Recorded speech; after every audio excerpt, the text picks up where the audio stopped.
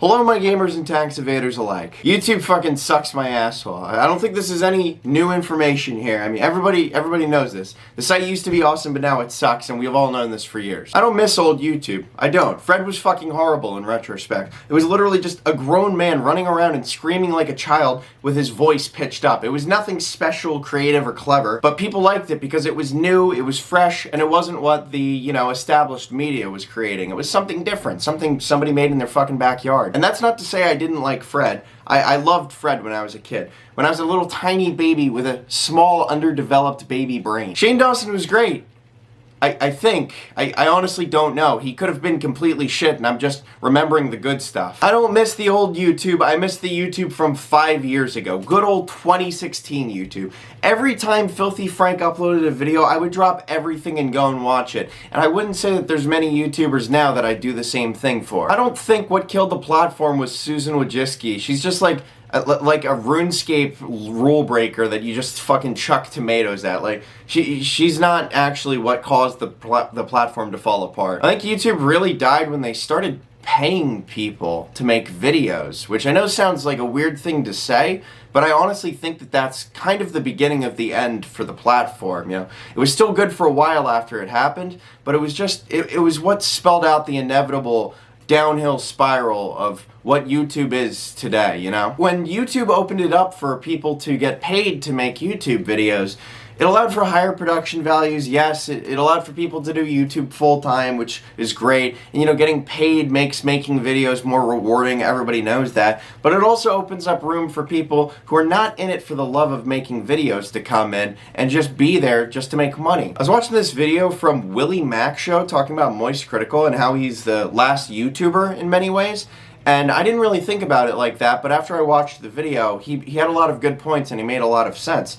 Moist Critical's been doing basically the same thing on YouTube for like the past 12 years. He was never in it for money, and in fact, he donated 100% of the money that he made off of YouTube to charity for a while. I'm not sure if he still does that, but that was for a while what he used to do. His justification and argument for that was that he didn't want to get paid to do something that he enjoyed doing. He didn't want it to turn into a job. He just enjoyed making YouTube videos, so he made YouTube videos. And I think he was right in the way that he felt about the platform, because as the prospect of easy money from YouTube has become popular, it's a popular idea for people, it's led to a lot of people doing YouTube not for the love of content production, but for money. I honestly never did YouTube for money. I still don't do YouTube for money. I do YouTube because I enjoy it. I mean, back when I started on YouTube, I would make videos with my friend Sam when we were both like 11 or 12.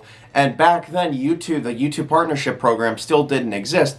We just did it because he got like a camera for Christmas and we would just record videos and fucking have fun. He had one of those shitty, awful cameras where it had the USB connection on the camera itself, so you'd plug it into the computer and the quality was fucking horrible. But we loved it and we made some hilarious videos with it.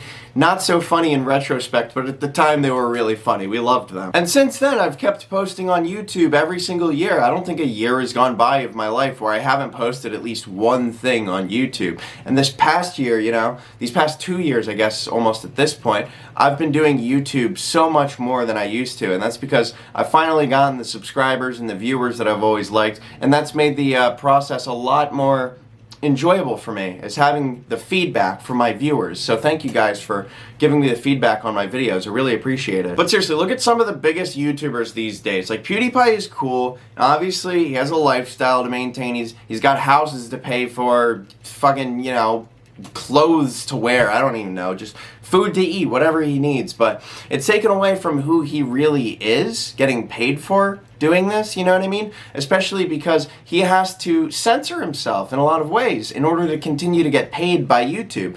Remember when PewDiePie used to be a lot edgier? He was a lot edgier in the past, but he censored himself so much and kind of gone back to being a children's entertainer in a lot of ways just because of these new awful ideas that the platform has rolled out, which makes it harder for YouTubers to get paid just for being themselves. It kind of takes the you out of YouTube, There's not much you in it anymore. You can be you insofar as you're marketable to a wider audience and you're able to sell ads for companies.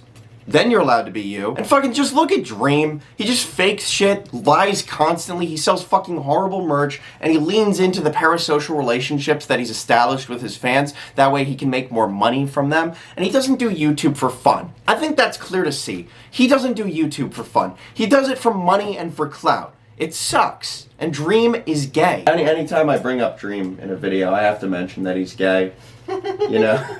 It's just... That's an important part of it. It's required. You're never gonna see someone like Filthy Frank ever succeed on YouTube ever again. Like, it's just not going to happen. The content was too edgy, and it doesn't, you know, it doesn't work for a wider audience. It works for a huge audience because his channel would get literally millions of views, but it doesn't work because, oh, you can't run ads on that, even though everybody knows that it's not like fucking, let's just say Walmart runs an ad on a Filthy Frank video. Everybody knows Walmart didn't choose to run that ad on the Filthy Frank video. They just put it up for auction, and it just happened to get placed onto that video. They didn't have any choice. So if you say, oh, why is Walmart supporting this guy who is racist and sexist and blah, blah, blah. No, it's not them supporting him. It's them just putting ads onto YouTube that get randomly placed on a video. That's just, are you fucking stupid? You have to be fucking stupid and have no idea how this platform fucking works to assume that it's them directly supporting this person. No, it's not. Indirectly, yes, but they don't make the decision. They don't go and say, hey, you know, this person is literally a Nazi. Let's give them money. No, it's just not how it works. But, you know, time comes and it changes. Things change. Everything sucks now. Anyway, I had this on my mind. Just kind of wanted to get it out. Thanks for watching. Paige, you have anything to say? Pee pee poo poo. Pee pee poo poo.